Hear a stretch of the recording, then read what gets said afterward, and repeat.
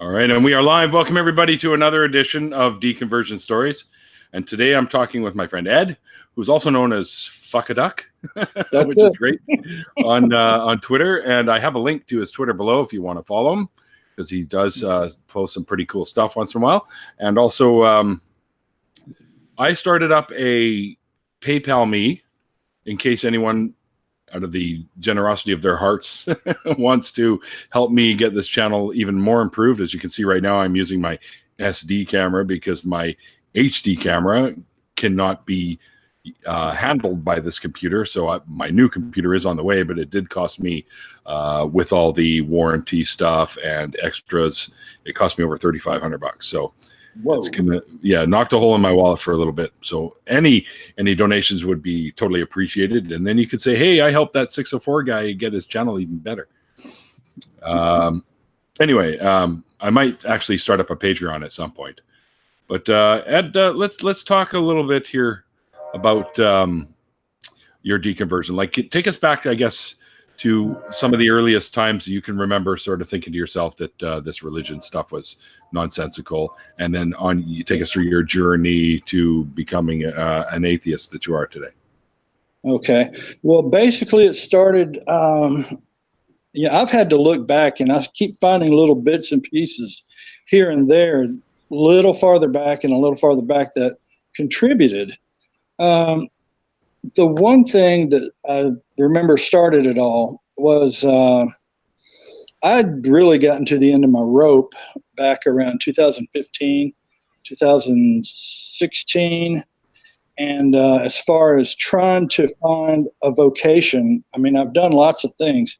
I used to be a trucker. I used to be a draftsman for an engineering firm. I'd gone back to college and got my degree in geographic information science. And nothing was really working out. So I thought, maybe I'm going to check into one thing. Did I possibly miss the call to becoming a minister back in 1983? Because I thought I was called to the ministry. And what my time at Emmanuel College in Franklin Springs, Georgia, something happened, and I came to the point where I thought, well, maybe God doesn't want me to preach. Maybe he wants me to write.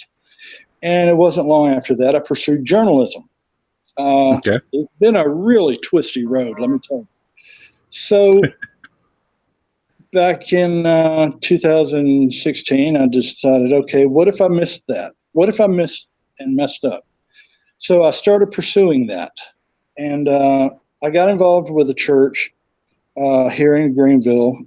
A lot of good people. And I found that some people that were involved in the church were not keeping up with things that they taught scripturally. And it was being kept quiet. I don't want to go into too much detail about it. Basically, what it was about was we had one particular guy. He was not a staff member or a minister, but he was a parishioner. And this dude, he was going around preaching the word and screwing around with 4 women. And when he made it known during a meeting one night in the service, he referred to it as, I have 4 associates that I have relations with. And I thought, hold on, what? Dude, you're saying this to the church. You're saying this, and what is going on? Like a confession or something? Or no, it's not a confession. But he was angry about something. But what got me more than anything else was the pastor never called him down about it. And that's one of the basic things, one of the basic doctrines of Christianity is you as far as sex goes, if you're going to do it the scriptural way, wait until marriage. It's always better after marriage. Now, how many people in the church follow this? I'm sure not many of them these days. Probably not.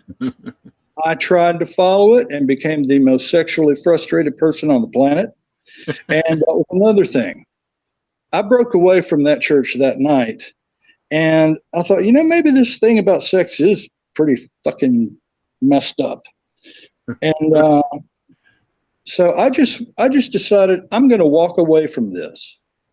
And Jesus Christ said in the Bible, if any of, the shepherd, I'm the good shepherd. And if one out of the 99 lambs goes astray, the shepherd will leave the 99 and he will go bring that lamb back into the fold. Well, I walked away. That's been 3 years. You around anywhere, Jesus? I don't see you anywhere. And the thing about it was, Neil, nothing has changed. Not a thing has changed. As about far as you as a person, or as far as God's judgment. I'm still at the point where I was before I decided to walk away. In other words, I decided to call his bluff because, okay, let's see if there really is a God. Let's see if there really is. Let's see if he really does care about me. And what I found is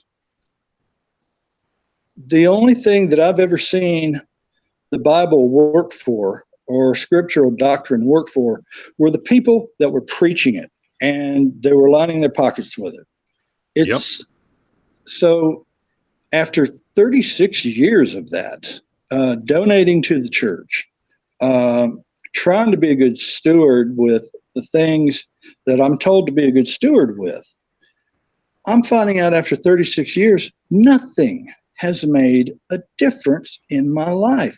Why am I even following after this? And, I've done soul searching over the time.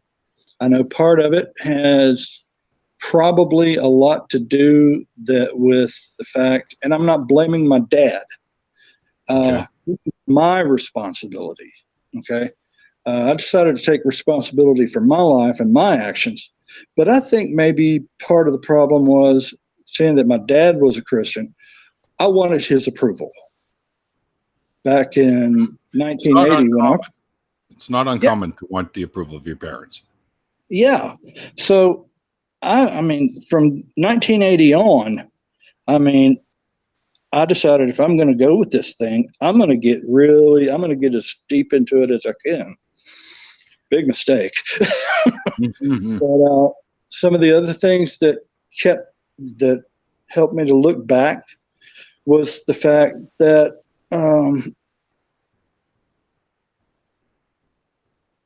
oh God, Neil, there's just so many. Trying to think of them all, I get this flood coming through my mind, and it's hard to pick out the ones that stand out the most, I would say. Yeah. Okay. Well, I got my notes. I made some notes. Oh, excellent. You're better at this than me. Well, I try. For one thing, I was put on medication a few years, back in 1990. And I'm thinking that if it wasn't for this, maybe I wouldn't have had to start on the medication. The doc put me on Prozac in 1990, and I was like, oh my God, this is what it's like to feel normal, because I felt more level-headed than I ever had in my Christian walk. And I was able to see things a little more clearly.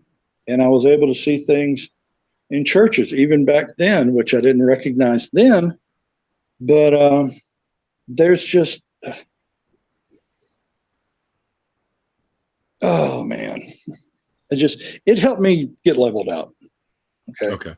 So over the years, when you say leveled out, were you experiencing emotional, like ups and downs, like a bipolar-ish kind of thing, or? Definitely bipolar. I've been diagnosed with that. So at any rate, considering just a few of those things that I've talked about here, the thing about ministers who are lining their pockets, one big one in particular that I used to follow. Kenneth Copeland. You ever heard of him? Oh, yes. Scary son of a bitch. But I used to follow this guy, and because my dad liked to hear him preach on the radio. I took it a few steps further. I would go to his believers conventions. This guy never would come out and talk to any of his audience after the sermon or whatever. He did put on a big show. Back in the 80s, he brought out a complete big band on stage. Trumpets, guitars, drums, everything, you name it, even some strings. And it was some of the best music I'd heard in a long time, even from a gospel standpoint or any standpoint. Very professional. This guy Copeland, he was in an ivory tower, and he was inaccessible. And looking back on that, and he had lots of security, so that's not surprising. Oh, definitely. But I looked up to this guy the way I looked up to my father in a lot of ways, but I didn't have as much contact with my father because he was always working out of town. Okay. I apologize. Right. It seems like I'm jumping around here and there. That's okay.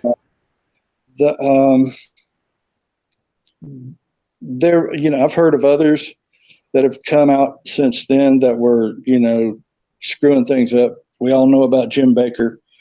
We know all about Jimmy Swaggart. Oh, yeah. I had an ex-girlfriend who knew Swaggart personally. If I remember correctly, Copeland was one of the faith healer types. Like he would, one of those guys that he would touch you and you could walk or whatever the fuck. And then I can't remember if it was him or somebody else, but I'm pretty sure it was James Randi that busted him. I don't know. I know that recently Copeland has been cornered twice that I've seen within the past year by reporters where they would confront him on the money that he's taking in, about, the number of jets that he has, the amount of money that he has. And, right. That's right. I was thinking of a different guy, by the way. Okay. But Copeland, he used to be Oral Roberts' personal pilot, airplane pilot. And really? yeah. And there's his ministry has given birth to a lot of other ministries. I don't know if you've ever heard of Jerry Savelle, Hilton Sutton. Let's see. He's also very closely associated with Benny Hinn. Oh yeah. Yeah. I remember him mentioning Benny Hinn once at one of his crusades. Now, if I've got this wrong, I apologize. I don't mean to, but there were several others. Who's this other guy? T.L. Osborne. Have you ever heard of him? He's passed on. That doesn't ring a bell. How about Kenneth Hagin? Yes, that rings a bell. And the guy I was thinking of, but it just came to me. The guy I was thinking of that James Randi busted was Peter Popoff. Oh, is that when Peter Popoff was down in Africa? I don't know, but he used to. No, I thought it was here because he used to do the big shows and he would pretend to call people's names. They're telling me I need to speak to so and so, but it was his wife in his ear giving him all the information. Right? I remember that too. Oh yeah, I remember when they found out he was using a frequency device that they were unable to access at the time, and when they finally accessed the frequency. Oh my God! Yeah, he was lit up, and now he's back again too, which just blows me away. You would think these guys would learn their lesson. But, yeah, you think. But the problem, one of the main problems in the church today, Neil, is not so much the fakery; it's the people that are in denial about all of this. And Jim Baker even has his own show now. And people have said, since Jim Bakker put out a book called I Was Wrong, people think that he has truly repented and turned from his ways, and they go back to him to hear the same bullshit over and over. Yep. And it's just, it's mind-blowing is what it is. It's once is enough for me. Voluntary stupidity, if you ask me, man. Bingo. And I got tired of being stupid. I found one of the things about me was I looked back within the past few years, Neil, and I thought, I've been a fool.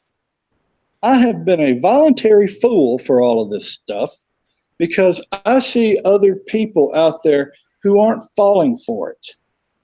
Mm-hmm. And I'm thinking, why am I at this low point in my life?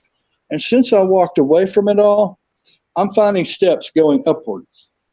Mm-hmm. And yeah, I hear that a lot. So when I walked away from it, I really thought I was going to feel tremendous guilt, tremendous condemnation, whatever in my mind. But that's what Christianity wants you to know, to think. Yep. I'm finding this has been the biggest weight lifted off me. And I've told my family about it. They know I'm an atheist now. And I told them, I said, they're always saying, well, Eddie, the Lord can bring you back. He's just bringing you through a situation. I said, let me ask you this, sis, I love you, but if this is not God, if this is the devil, you tell me why I have such a huge burden off of my shoulders right now. Because the interesting thing about Christianity is Christians always have an answer. They always have a comeback. Mm-hmm. I had a friend that I went to this other church with I was telling you about, and I was having a frustrating time one week. He says, well, Ed, you got to understand, the Lord's bringing you through all of this. The Lord is purging your souls and getting you ready for the ministry. And I'm going, what are you talking about? Where do you find that in Scripture? What is that? What is this book? What is this about purging me? God's purging me? What is he purging me from? And by the time the conversation was over and I had expressed how much frustration he was giving me, he's going, Ed, you got to understand, this frustration you're feeling, that's the devil. And I'm going, wait a minute, hold on. Is it God or the devil? And that was another thing. That was another thing. The double talk, the wishy-washiness of the speech, and people grasping at reasons to try to justify God when they simply couldn't just be honest and come out and say, hey, I don't know. I don't know. I know. The hardest three words they have to say sometimes. Mm-hmm. If he had said, Ed, I don't know, I would have had a lot more respect for him. I would have had a lot more respect for the Bible. Another thing that got me was in 1992. My wife was dying of cancer. And I really prayed so much for God to heal her. And I went on fasts for her, had my church praying for her. And it was like, I'm not hearing anything from God. So I decided one day, I'm going to take 5 days. I'm going to take a 5-day fast. Maybe that'll get God's attention. Mm-hmm. Nothing. January 23rd, 1993, she slipped away. And even then, after all that time, I still tried to rationalize it with other people and try to give God justification about it. How fucked up is that? Well, so that's what indoctrination does to you, brother. Mm-hmm. Because whenever it comes in, and if you live here in the South, it's thrown at you from a very early age. Mm-hmm. From the time you can understand your first words, your parents will have you singing, Jesus loves me, this I know. Mm-hmm. Until 40, 50 years later, you begin to learn this is bullshit. Now I know. So, I don't know. Change the words of the song. Yeah. This I is don't have, bullshit. Now I know. I mean, if I tell you one thing, if you want to really get a Christian's goat here in South Carolina, say something that they think is blasphemous. When I told my sister about some things about why I didn't believe anymore, she got so angry. She says, I can't believe I'm sitting here listening to this blasphemy coming out of your mouth. I said, you're more concerned about blasphemy than you are about my mental and emotional well-being. That's more important to you, huh? And that's the thing. It's the religion itself, the name of God has to be up higher than anything that we're going through down here. There's a scripture in the New Testament says, let God be true, but every man a liar. What the fuck does that even mean? It's just another defense mechanism for them. Yeah. And I mean, I've tried to justify that over the years, and I still can't. When I was a Christian, I just still had trouble with that. There are so many things. And another thing, the concept of hell, that's another thing that got me to thinking about all of this in the past 3 years. What better way to keep a person going, fighting a religious cause, than the possibility that if you don't do it right, you could die and be burned forever. Jesus Christ is the first one that I have seen in all of my studies that ever mentioned a burning hell. How convenient. Mm-hmm. How convenient to get followers. And that was one of the main things that had me walk away from it. To know that whenever I die, I'll probably be at rest rather than having to worry about whether I'm going to have to go to a place of what Lake is of called Fire. Lake of Fire, or a place that's all glorious and everything's perfect. Yeah. You know, I'm sorry, I don't believe that anymore. I just don't. But I like to always say you basically return to a state you were in before you were born. Good point. I like that. Yeah. I like that. I always ask people, do you remember what it was like before you were born? Well, no. Well, there you go. You're not going to know anything, so don't worry about it. Yeah. Here's the thing that's also helped me get past a lot of this. Have you ever heard of a journalist slash author by the name of Graham Hancock? I have, yes. Okay, this guy has become my new literary hero. Really? I love this guy. He's a little, I don't know, some of the things that he adheres to are a little out there, but some of them he brings up some good points. I wouldn't exactly, go whole hog and say, hey, everybody, you need to read this guy. He's perfect. His ideas are, finally, no, I don't want to do that with anybody. But he brings some interesting ideas. Yeah. The thing that got me was he brought up in one of the books that I'm reading called Fingerprints of the Gods. He's the first one that I ever heard talk about that Jesus Christ was not the first one to come along who claimed to be born of a virgin. Oh, hell no. There's plenty. And that's something that the church will not teach you. No. There's another teaching that he is the only one out there who has been taught to be raised from the dead. No, there's been plenty of people since and people before. Jesus Christ is not an original. Nope. Okay. There are plenty of other things that I read during some of the things that he was writing about in his books on archaeological findings. Hancock, right? Yeah. Mm-hmm. Yeah, So I've seen a bunch of that stuff that he's written about. yeah. Now I wouldn't, like I said before, I wouldn't tell everybody, hey, this guy's word is gospel, because, like I said, some of the stuff that he writes about does seem to be pretty out there. Mm-hmm. His thing about the war on consciousness and war on consciousness. yeah, That's something I don't know. I'm not familiar with of his. Well, I'll let you look that up on your own. That's you're gonna love that. He Okay. gave a TED talk once. Is he pulling a Deepak Chopra with that shit or what? Well, he seems like he's pulling more of a John Lilly with if you're familiar with him. Mm-hmm. Yeah. John Lilly and the LSD and the dolphins and the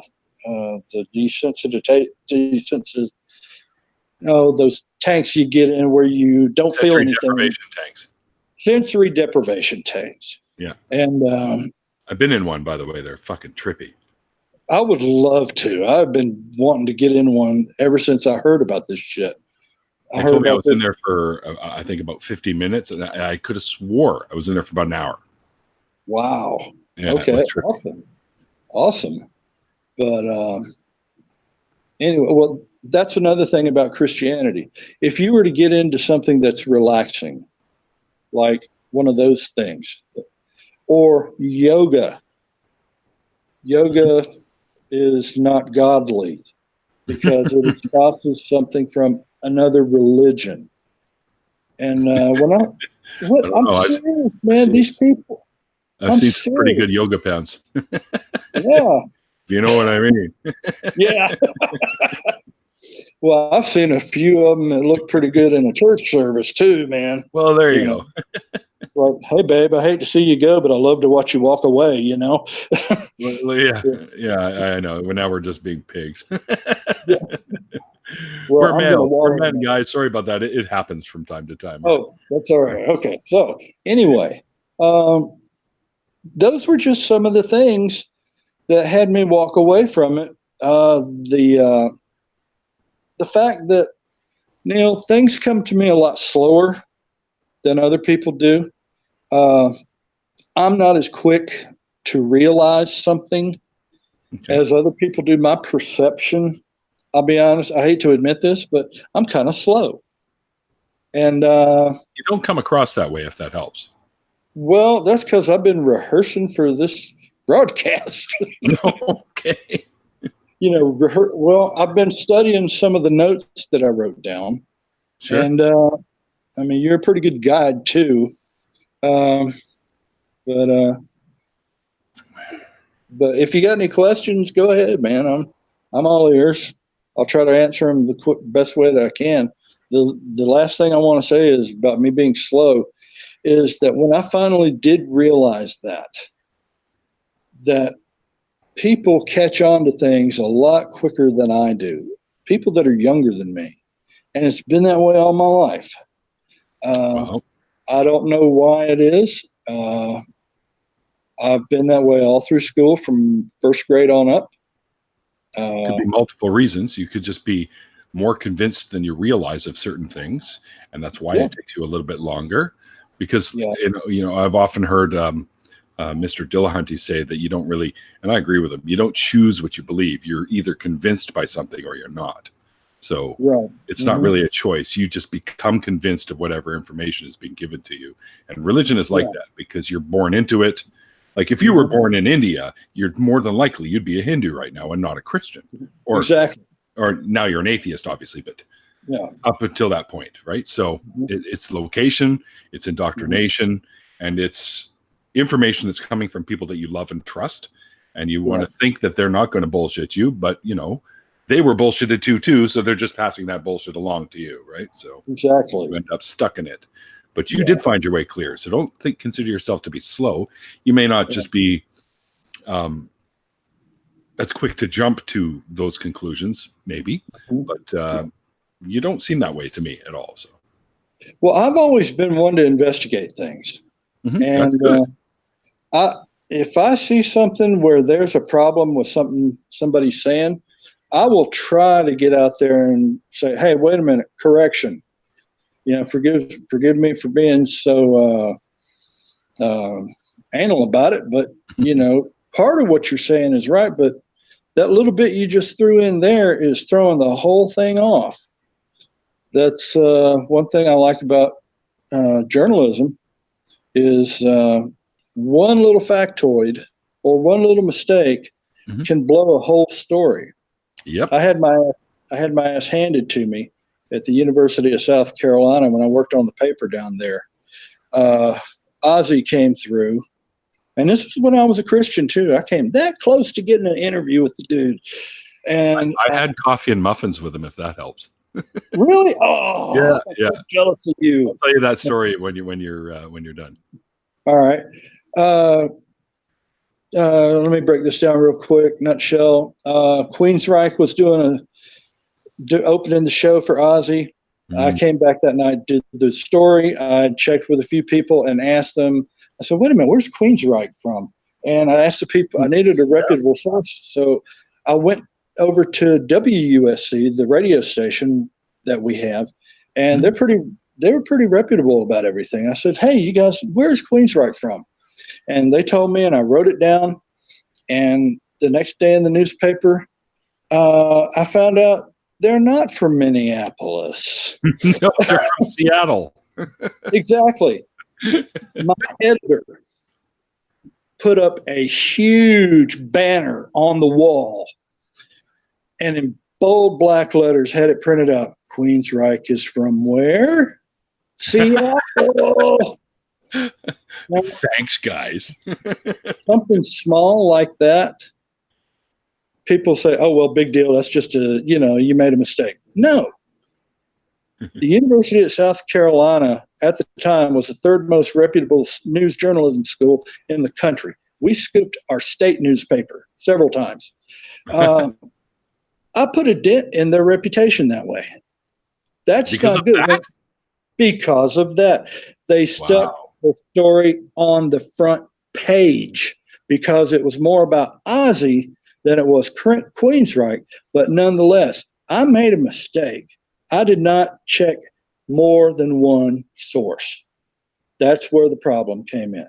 I only checked one.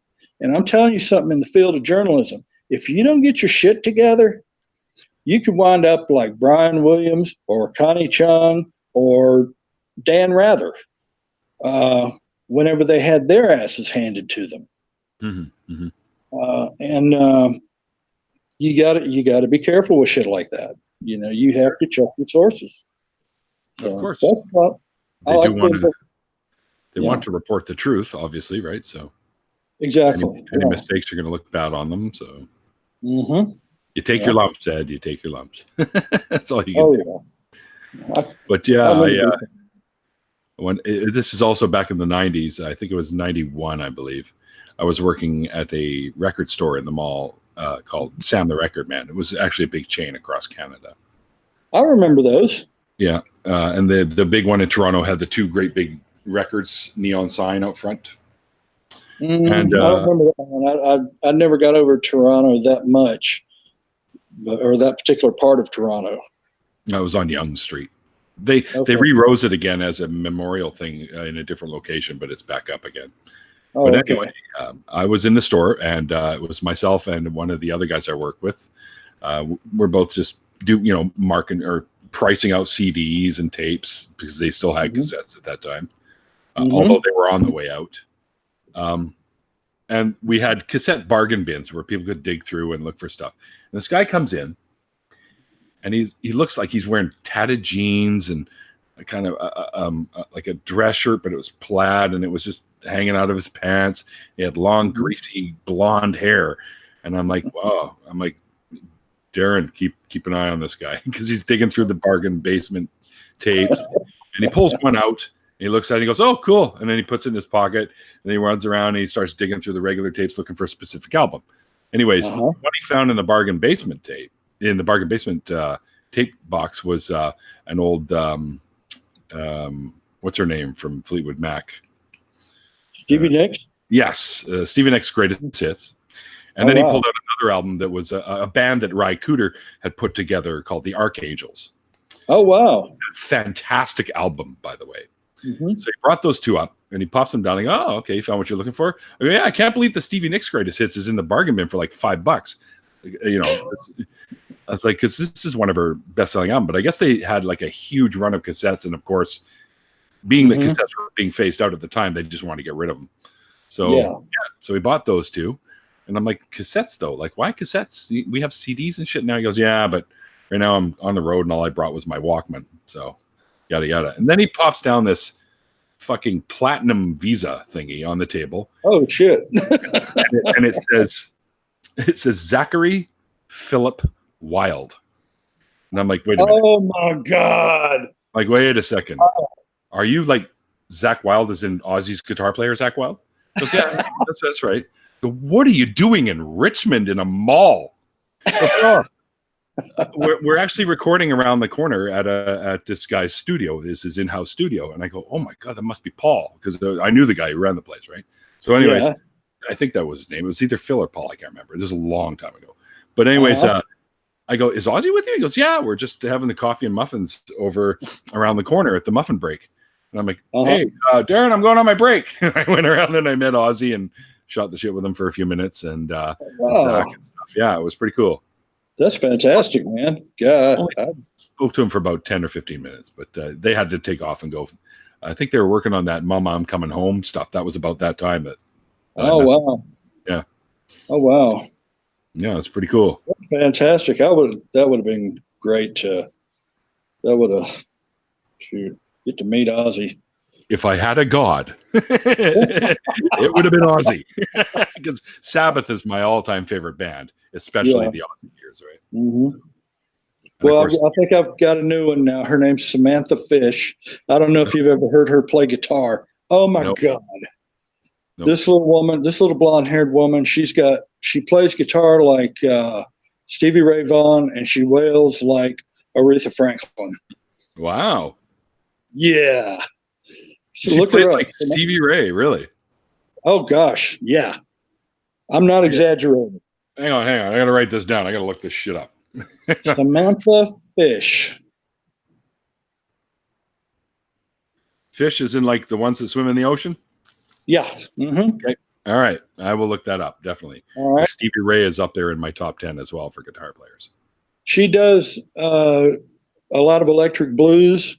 Cool. And she'll do a lot of the old classic rock. But when I really gained a lot of respect for her was on one of her videos on YouTube where she's playing live. Her and her band broke out into War Pigs. And I thought, oh, my God, yes. She broke out into War Pigs. No way. She started playing War Pigs, and it sounded great. Awesome. All right. Great. I'm definitely looking this one up. She's awesome. Yeah, because War Pig's one of my all-time favorite tunes by them, too. Mm-hmm. It's a great one. Mm-hmm. So let's get a little bit more. When you say that your family and you spoke to them and stuff about you becoming an atheist, did anyone stop talking to you? Like, were you like excommunicated by any of them, or were they just more or less like just disappointed or that kind of thing? Well, disappointed, yeah. For sure. Disappointed, yeah, because they think I'm just going through a phase. Right. And God's going to bring me back eventually. They're not the only ones that have expressed that. Some friends that I've met before, that I've known before, an ex-girlfriend who believes that God's going to bring me back. And I told her, I said, look, I'm gone. I've already found out so much bullshit. And it just doesn't stand to reason, any of it. And I'm not angry. Yeah, which a lot of them seem to think. Yeah, I mean, I'm not angry. I mean, one of the things that really got me was I got to the point, Neil, where I was so mentally and emotionally exhausted from all of this. I wanted to be happy again. I wanted to be a person who wasn't always concerned about the judgment and the soon coming rapture of the church, Right, right. Soon coming tribulation time, and blah, blah, blah, blah, blah. And when I walked away from it and I realized, Ed, you don't really think Christians are going to come flying out of their graves and Christians are going to shoot straight up into the air supernaturally and people are going to see it? You know, I mean, everything that I have investigated about spiritual things, about miracles, there's always a physical reality there somewhere that these people cannot substantiate their claim. They don't have any witnesses. They don't have any documentation. Whenever they come up and they say, "Oh, I've got proof," I said, "Well, let's see it, man." And they hold out a Bible. Say, "There's my proof right there." I'm like, "Oh, yeah." I don't regard that. I don't respect the Bible anymore. I mean, you know, there's some history in there. Yeah. Well, if there weren't some history to it, you know, it wouldn't, you know, people wouldn't read it. If it was all 100% bullshit, people would know it. But because it's got a little bit of truth and a little bit of history in it here and there, then people, there are those that, and I was in one of them, who believed, hey, it's the absolute word of God. No getting around it, you know, 100%. You can't defy it. Sorry. Yes, you can. Yes, you can. Yeah, the ineffable, inerrant word of God, is that what they always used to say, right? So bingo. But we know better. Yeah. I mean, at least I know better, and I'm glad about that. Oh, Lord. Are you still there? Yeah, I'm still here. Okay. My stupid Weather Underground is trying to overcome my video here, and I want to get rid of that. And let's see, make sure you still. Okay. I don't know why technology. Oh, God. Oh, yeah. Okay, I don't know why Weather Underground was. Oh, okay, good. I mean, now you're back. Oh, there we go.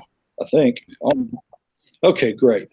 But there's, you know, that was, you know, wanting to be happy, wanting to be, you know, well, to not be concerned about all of this stuff. And I noticed all the other Christians out there, they didn't seem to be too concerned about it. Why was I concerned about it?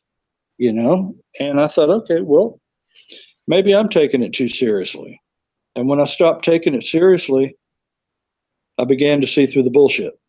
Mm-hmm. And it happens gradually, right? It kind of like you poke a few holes here and there, and then all of a sudden the dominoes start to fall. Bingo. Yeah. That's it. And when one of them falls, the rest of them begin to fall, and you realize you've been duped the whole time. But the thing about it is, and I want to say this, most you know, in defense of family, for the sake of being in defense of family, I love my family, but, you know, they're not bad people. They were just raised in it like I was. Yeah. And I don't hate them or resent them for it. Nor should you. Yeah, I still have friends that are still into it, and they still believe it. It's 100% word of God. And I don't hold anything against them. I'm not angry at God. How can you be angry at somebody you don't believe exists? That's right. Neil, I just got tired. I was wore out with the whole thing. And I realized that if something like that wears you out and drags you down after so long, there can't be anything to it, especially when this God you say you worship is ignoring every plea that you have to get you out of this funk that you've been dragged down to. Well, you know, he was probably busy helping little Susie out in Beverly Hills find the keys to her jet. So. Yeah, definitely. definitely. So anyway, Yeah. that's it. And since I walked away from it, Neil, I've cultivated some other friends who that are normal, and I didn't realize it, but they were normal all the time. I was the weirdo running around thinking. You were considered normal to the Christian folks, right? Normal is relative, my friend. Normal is whatever you think normal is. So, yeah, because someone else might think your normal is completely abnormal, right? So, well, true, but I even had trouble with some of the Christians that I was hanging out with. oh sure, Some of them, because I would want to investigate things, and they didn't like that. And because you're not supposed to question. It's one of the things they tell you right away. exactly. I remember one instance at a church, our singles pastors were telling me about. That's when everybody was starting to get involved in all these roots and vitamins and herbs and spices. And it all started with us in the 90s. And some of the people like at the wellness thing, or bingo. yeah. And people were going crazy with this stuff. And I thought, wait a minute, who are the real experts on this? The people who are saying they're the experts are the ones selling this. So I'm going to go find a reputable source. And I found one, and they had never heard of the New England Journal of Medicine.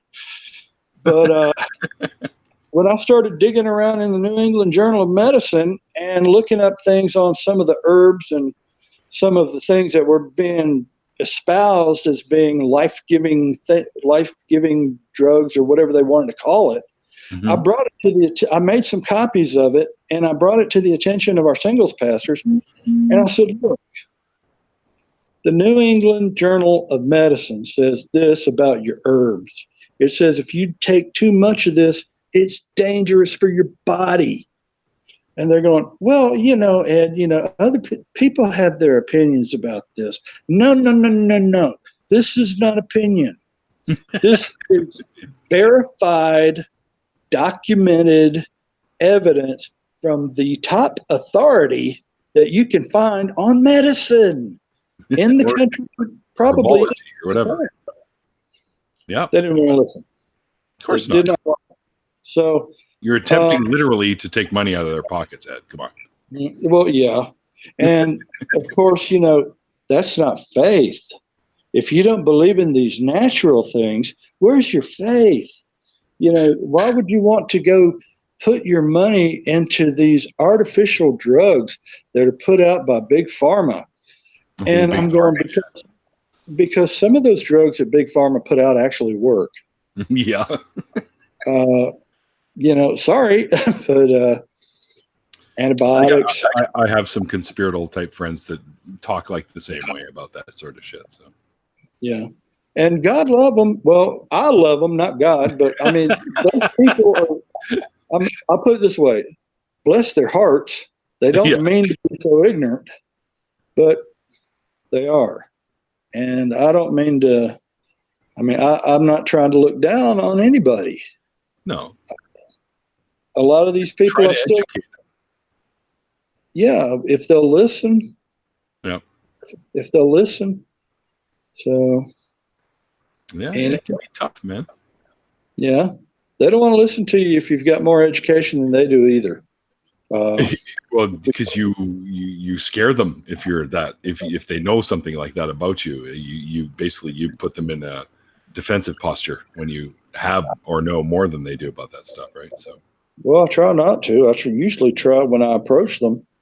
I try to become one of them in a way of, hey, look, I may have went to college, I may have got my bachelor's degree, but hey, I'm still, even though some people don't hear it, but there are times I still talk like a stupid redneck. I was raised in South Carolina. I may have been born in another country on an Air Force base, but I was raised here in Greenville. Mm-hmm. And if I'm speaking in a job interview or any kind of interview, or if I'm drinking, the accent tends to go away. Oh. I don't know why, but if I'm not drinking or if I'm just sitting with my friends over at the vape shop, I sound like this right here, you know. Mm-hmm. And people wonder, when I moved to Michigan in 1980 and came back, when I got up there, they said, "Why don't you have an accent?" I said, "Well, I had a drink in my hand." And one day when I was sober, I was talking to this woman, and I was just carrying on like I usually did. She looked at me and she goes, "You have an accent, don't you?" I said, "Huh?" And this was the first time anybody ever said anything. She said, "You have an accent, don't you?" I said, "What do you mean, an accent?" She goes, "You're from the South?" I said, "How the hell could you tell I was from the South?" And she goes, "You have an accent." I'm going, "Really?" She goes, "Yes, you do." And I thought, wow. And it was from that moment on, I don't know, I try to adjust my vocal range to where if I'm sounding too Southern, people think I'm dumb. And they think I don't know what I'm talking about in a particular subject. Right. But when it comes to religion and with the Bible and Christianity, I've been around the block, man. I've really been around the block. I really have. And so have a lot of other people that I know. But Sure. I just came out the other side saying, sorry, no more for me. You know, Well, good for you. I need rehab. Welcome to atheism. Thank you. It's nice to be here. Lots of good people in the community, man. So just, I'm friends with many fantastic, wonderful, caring people. So you'll run across them and just reply to them and stuff. And who knows, you might pick up a few of them following you and stuff like that. But they're all really awesome people. Well, I've met a couple, and they're pretty good folks. Yeah, for sure. They're not the ungodly or they're not the evil assholes that Christians have led me to believe that they are. Right. So. Yeah, that's also a very common thing I hear when I talk to people is, they're told to believe that atheists are these immoral douchebag people that want nothing but ill will towards people, and you can't trust them, and they eat fucking babies and all the other bullshit that goes along with that, right? Like you hear this stuff, and then when these people break free from this dogmatic nonsense that they were stuck in for years, and then they realize this whole community, they're like, holy shit, these people are awesome. Like, they're nice, and they give a fuck about other people, which the people that came from didn't really. I mean, exactly. They claimed to, but they didn't really display that. You find in a lot of cases it's right the opposite of what they tell you. Yeah. So, anyway. what the craft says. Wait, I thought witches ate babies. Witches and atheists, we got together and have big baby barbecues. Come on, with the craft, Nothing like baby back ribs, right? Oh, you got it. Yeah, I want my baby back. Yeah. Just thinking the same thing. Good old fat bastard. There you go. You get in my belly. Oh, that's one I haven't heard in a while. Yeah, it's great. I haven't heard that in a while. Mike Myers, he's crazy. He's awesome. What a guy. Well, Ed, man, I thank you so much for joining me today and sharing your story. We've gone the hour, which is fantastic. Yeah, it's pretty much over an hour. We're like 3 minutes away from when we started. So, and you said you were cool with jumping in for an after party for a little bit. So what else? I would like to go get something to drink first. There's going to be a bit of a reprieve because I'm going to be about 10 minutes before I boot up the after party. So you've got some time. Okay, excellent. Great. Because I'll sneak out, have a smoke, and I'll probably refill my drink and come right back, and I'll send you a fresh link. I'll be taking some hits off my vape pen. There you go. I love this stuff. Yeah, at least you get flavored. Mine always tastes the same. Oh, wow. I got to turn you on to some vaping sometime, man. It's great stuff. Just cigarettes, basically. So. Oh, well. Yeah. It's It's all the same. But anyway, dude, thanks so much for joining me today. It was an absolute pleasure to get to know you a little better. Great to meet you, Neil. Great to talk to you. Great to get to know you. Yeah, awesome for sure. And thanks everyone for joining us. And in case you weren't here for the beginning, when I announced that I now have a PayPal me, in case anyone feels like helping me out in improving my channel, my show a little bit more, as I just dropped like $3,500 on a new system, etc. But that comes with insurance and replacement stuff. Like if I break something, they'll give me a whole brand new system and that kind of thing. So I'm covered to the tits, so to speak. Such a misogynist. Anyways, yeah, so I started it up. There is a link in the description below. There's also a link to Ed's Twitter. He's known as Phukaduc, which I think is funny as fuck. But anyways, and there's also some links to some very helpful websites if you are recently deconverted. I've got the Clergy Project in there, Recovering from Religion and Secular Therapy. And there are fantastic websites. I've talked with people there. They don't mind me using this. And you probably saw earlier today that I tweeted about Recovering from Religion earlier, and that they're going to be in Illinois area, I think tomorrow at some point. So if you live in the area, look for that, because they have some great people. I mean, if you require their services. Anyways, thanks everyone for tuning in. And like I always say at the ends of these things, like the late, great Christopher Hitchens once said, it's called faith because it's not knowledge. And we'll see you guys next time.